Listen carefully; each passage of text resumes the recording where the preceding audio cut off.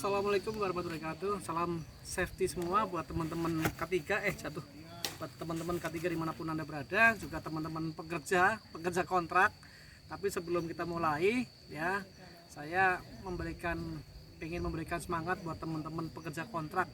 Gak usah khawatir, karena kemarin tuh sempat ada statement dari HRD yang mengatakan ngapain jadi pekerja kontrak, kenapa mau jadi pekerja kontrak. Ya, kalau saya katakan gak usah khawatir. Bagi para pekerja kontrak gak usah khawatir, karena apa? Inilah indahnya kita bisa kerja di mana-mana, darat, laut, udara, hutan ya. Terus kemudian alhamdulillah kalau pekerjaan kontrak itu biasanya nilainya gede ya, 1 kali nilai gaji bisa buat 4 bulan hidup, biasanya seperti itu ya. Kemudian baik, hari ini saya ditemanin sama ini Fadil yang megang kamera. Siap. Ini mahasiswa dari Bamada jurusan K3 ya, Dil ya? Siap Pak, iya betul. Diarahkan ini Dito ya, ini juga mahasiswa dari UPS Tegal jurusan teknik sipil.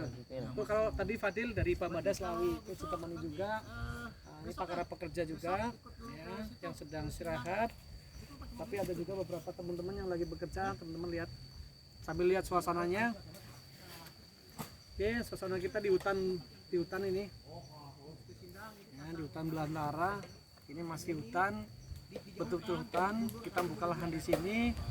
Kebetulan kita ada project untuk membuat menara atau tower survei angin. Tujuannya apa? Survei angin ini nanti kalau sudah terkumpul, sudah bagus, insya Allah mungkin katanya sih, saya nggak tahu ya, karena kita bukan survei, nanti akan dibangun pembangkit listrik tenaga angin ya. Iya Pak. Tenaga angin.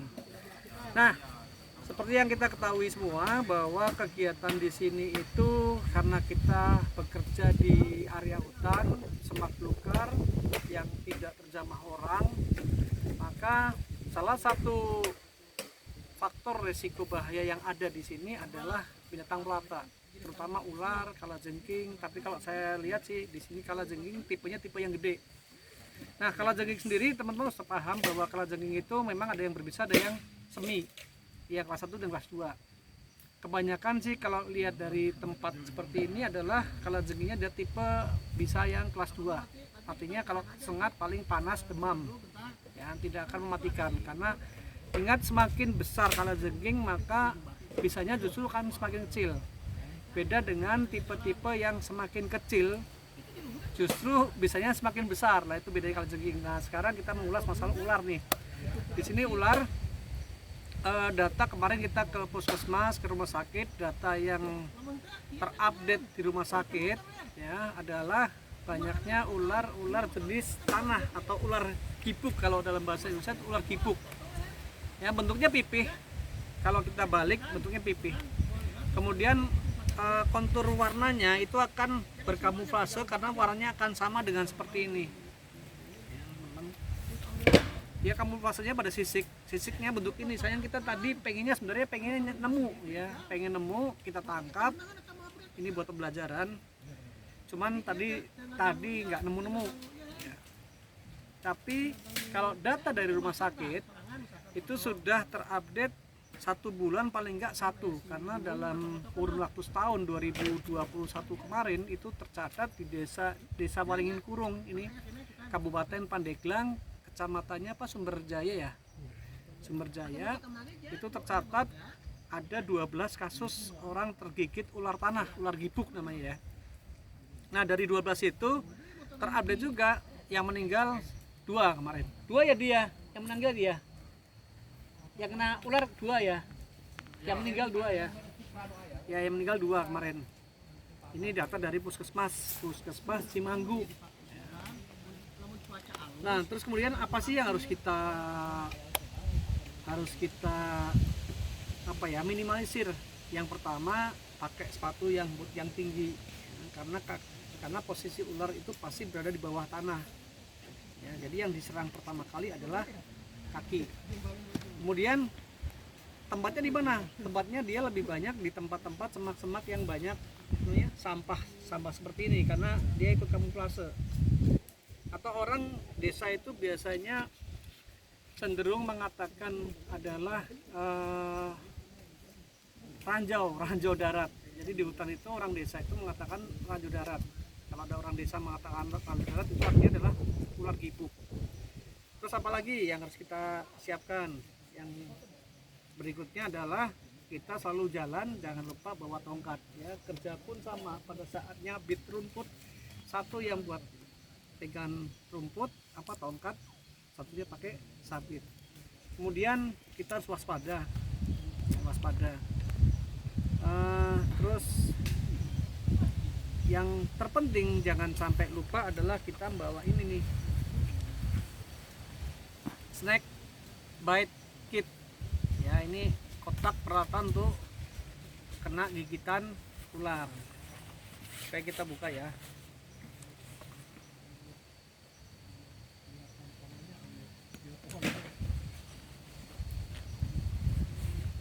Yang pertama ini isinya apa saja?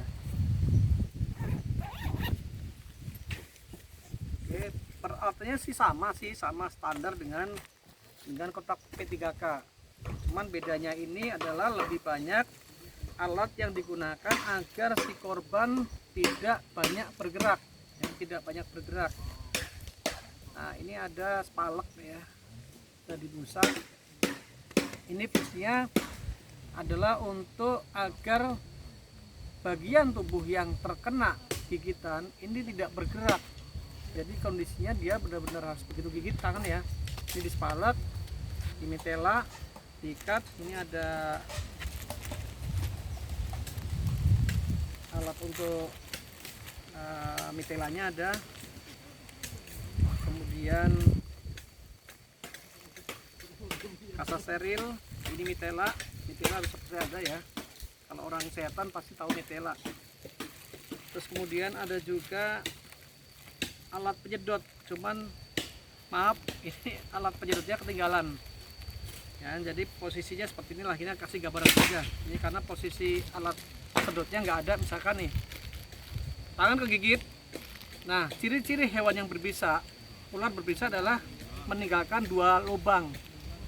Karena apa? Ciri ular berbisa adalah giginya, taringnya 2. Kalau giginya merata kayak manusia, itu jelas bahwa ular itu adalah ular kelas 2 dan kelas 3, yang artinya dia lebih banyak melilit. Beda sama ular yang taringnya 2. Dia lebih banyak pakainya venom. Nah, sebetulnya kalau ada alatnya saya praktekkan. Begitu kita kena gigit, alatnya itu bentuknya ada tusukan kayak kalau misalkan nggak ada, pakai apa namanya, suntikan ya, suntikan tapi bukan pakai jarumnya dilepas, tempelkan ke lubang, dipaskan, baru disedot. Tujuannya apa? Biar bisa yang ada di sini paling nggak keluar, walaupun tidak bisa keluar banyak ya, dan itu harus dilakukan dengan sangat cepat, karena bisa yang masuk ke pembuluh arteri, pembuluh vena, ini takutnya akan langsung menuju ke jantung. Karena sistem dari bisa itu adalah dia akan menggumpalkan darah. Jadi darah yang sudah kena bisa, dia akan menggumpal. Akhirnya apa? Tidak bisa masuk ke jantung.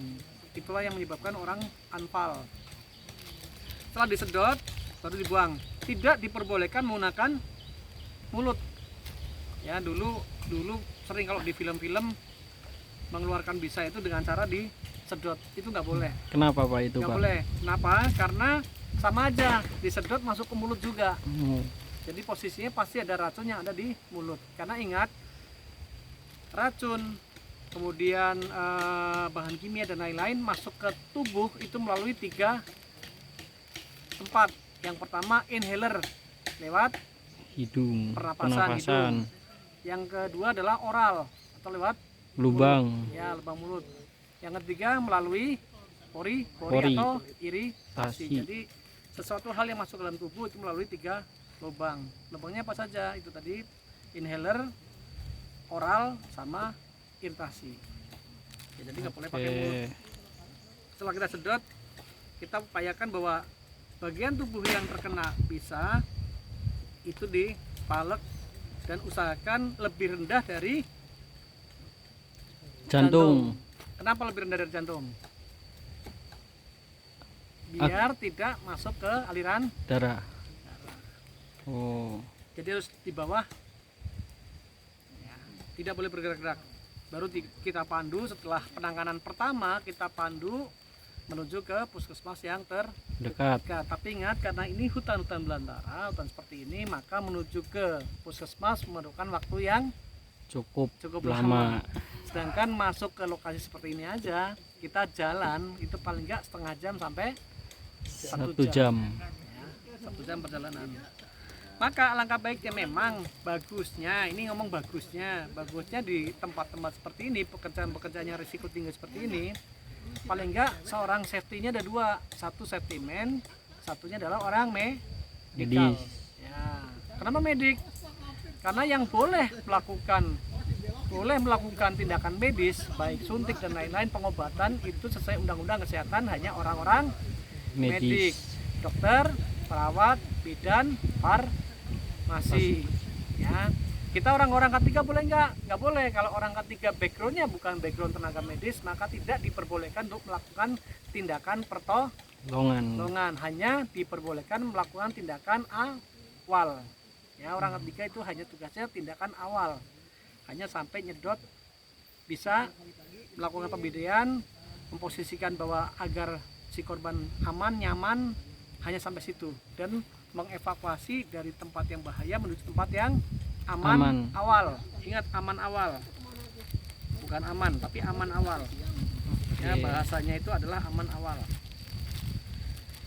Oke, sedikit ulasan tentang snake bite kit. Kita sekarang ke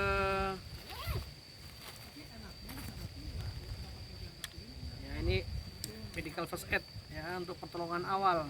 Ini juga harus ada. Ini harus selalu ada. Apa sih yang dalam sini? Yang dalam sini sama kayak yang di kotak P3K ya, yang di kotak P3K. Boleh nggak pakai obat-obatan yang keras nih? Boleh nggak, Dil? Kurang boleh, Pak. Bukannya kurang boleh, nggak boleh. Kecuali di tempat sini ada tenaga medis. Jadi kalau tidak tenaga medis, menurut aturan Permenaker hanya diperbolehkan 21 macam obat yang di sini ya, 21 macam obat dan alat pertolongan awal. Ya, apa saja. Nah, obat pun bukan, nah ini obat pun juga hanya obat awal, bukan obat yang tertera daftar K. Ya, istilahnya apa ya? Istilahnya kalau di medis itu kelas-kelas daftar obat keras. Iya. Ini hanya diperbolehkan hanya obat-obat yang sifatnya awal. Ya, masih dijual bebas. Ini mungkin ini contoh obat-obat yang masih dijual bebas. Adalah ada logo biru. Ya, logo biru. Tapi kalau sudah berwarna K merah, artinya obat itu obat keras yang harus pakai resep dokter. Itu yang harus diketahui oleh teman-teman K3. Kemudian apa saja? Plester ya. Plester. Kemudian ada perban. Ini perban juga, kasa, pembalut. Ini plester. Kemudian ada alkohol. Terus saya buka lah. Ada alkohol ya. Kemudian alkohol 2. Betadine atau pengganti obat merah. Nah, gunting. Terus kemudian ya peniti. Totalnya yang penting di sini ada 21 jenis yang disyaratkan sebagai kotak P3K jinjing. Nah, itu ya teman-teman semua ya. Jadi saya harap paham dengan situasi kondisi pekerjaan kita masing-masing. Jadi peralatan pertolongan itu harus disesuaikan dengan alam sekitar ataupun tempat kerja kita. Saya kira itu aja. Semoga bermanfaat buat semuanya. Ini teman-teman lagi pada, bisa dilihat ini teman-teman lagi pada istirahat. Wah, ini lagi santai. Nanti kita jam 1 kita mulai lagi. Oke, saya kira itu aja. Terima kasih dan wassalamualaikum warahmatullahi wabarakatuh. Salam safety. Salam safety.